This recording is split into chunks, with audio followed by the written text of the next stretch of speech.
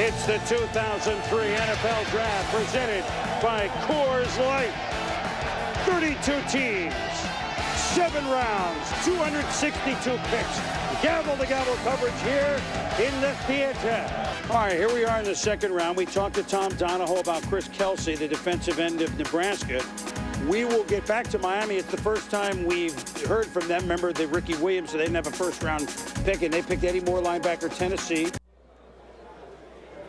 We're about 7 hours into this, the 68th NFL Draft. We are late in the second round. We go all the way through round 3 today, then rounds 4 through 7 tomorrow, beginning at 11 a.m. here on ESPN. Chris Berman, Mel Kiper, Chris Mortensen, and the longtime Viking coach, Stanford, Northwestern, etc., Denny Green, working with us here in New York. Hope you've enjoyed our coverage. We've had a couple of teams. There were 4 teams that did not have first-round picks. We heard from Steve Spurrier of Washington a little while ago as they went with one of his wide receivers, one of his, meaning Florida's, Taylor Jacobs. And now we've had Miami and Atlanta make their first picks. Miami took the linebacker Eddie Moore from Tennessee. So let's start with Miami. The team 9-7 a year ago, and joining us now in our Coors Light video conference is Dave Wannstedt from Miami. David, linebacker, a position of strength for you. You draft one, and then you got some guy named Junior Seau the last few weeks. What do you expect out of Junior to bring to this team and this defense? You know, we lost Scott Gallion and Twan Russell, so we lost 2 of our 3 backup linebackers last year, and so from a depth standpoint, we hadn't drafted a linebacker in 3 years.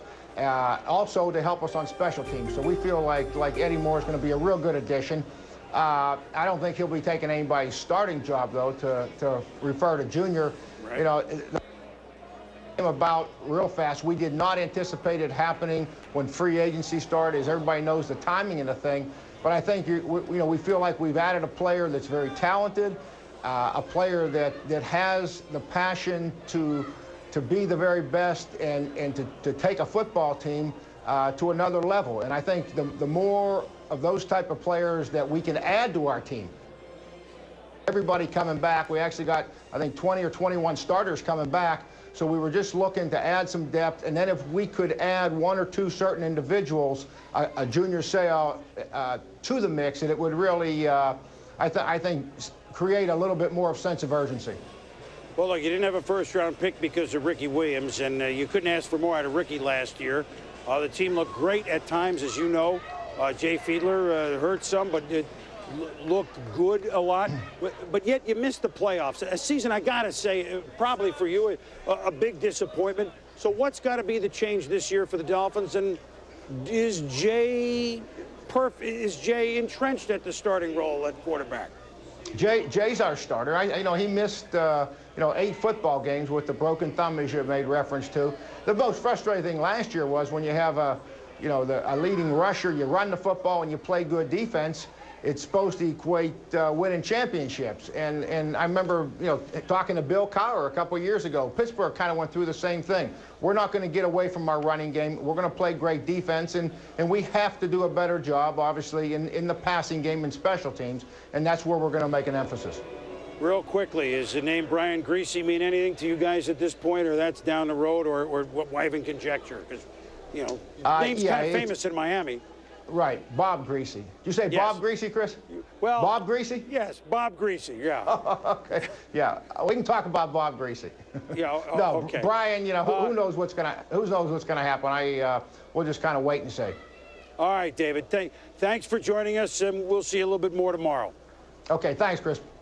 Now here's a name that you probably heard of, Musa Smith, a running back, the 5th Georgia player taken, goes to Baltimore. Wade Smith, the tackle from Memphis, like Nevada Reno used to be Memphis State, but it's Memphis. The tackle goes to Miami.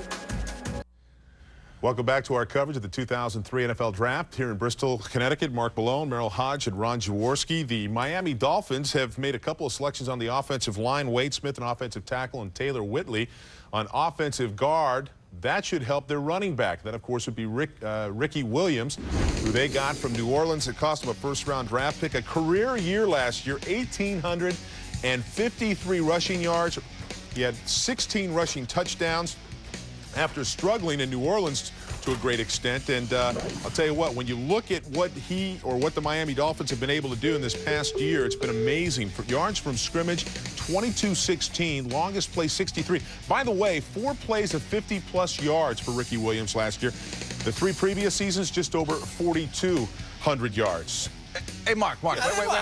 You ain't part of this. Before you, just sit down a little bit. He's ready to jump out of his chair, man. You finally got to a factor back after what, about 7 hours? About time this draft a little bit excited. About time this draft Talk turned about upward. Ricky Williams, and certainly the Dolphins again faded down the stretch, did not make the playoffs. But as important as it was to get a guy like Ricky Williams in that backfield to help Jay Fiedler, also the addition of the offensive coordinator, Norv Turner, I think, helped Ricky produce those kinds of numbers. Couldn't agree with you more. I think Norv Turner did one of the great coaching jobs of last year, especially how he juggled the offensive line that wasn't dominant, and then he got a good feel for Ricky Williams. Now, what they did with Ricky early on is they were very basic. They just ran power football and asked Ricky to hit a hole here and there. But as Norv Turner got creative throughout the season, Ricky Williams got better.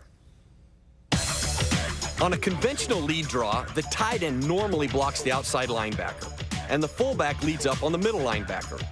The wrinkle here is that they exchange roles, with Randy McMichael responsible for the Mike and Rob Conrad blocking the Sam. It has the desired effect. Watch how it plays out. McMichael releases inside. Looks like he's working to get into a route. Tackle Todd Wade pass sets, with Conrad working underneath Wade, also to the inside. All this shows pass, and that's how the Mike and the Sam read it. Great job by McMichael on Brian Urlacher, and Conrad shows the necessary patience in waiting for Wade's block to be defined. Rob is the runner without the ball, leading Ricky through the hole. 2 offensive linemen by the Miami Dolphins tells me one thing. Dave Wannstedt gets it. He understands how you must win in the National Football League. Now, I know they didn't go to the playoffs, but let me tell you this. They are still going to win and have a chance. What are you doing this for? He gets it. Norv Turner did a great job. They go 9-7 and miss the playoffs. It's Case not closed. What do you want me to do? I'll tell you why they missed the playoffs. Because the quarterback got hurt. And they had a couple games where they struggled and they had no balance. Now, the grounding game is still going to be the foundation, the staple. It not only helps in what they do offensively, it really aids to what that defense is all about, keeps them fresh, and allows them to play the style they like to play. I have no problem with that. In fact, I like Norv Turner. I think he does a great job with the design of the offense. And you're right. They need Jay Fiedler to make more plays, those explosive plays. You got to get Chris Chambers more involved with that offense down the field. Ricky Williams has 3 200-yard games. They lose all 3 games. Well, if you lose, hold on, if you lose 3 games in which your running back rushes for 200 yards, what does that say about your defense? Well, that's another point, but I'm arguing with Haji now.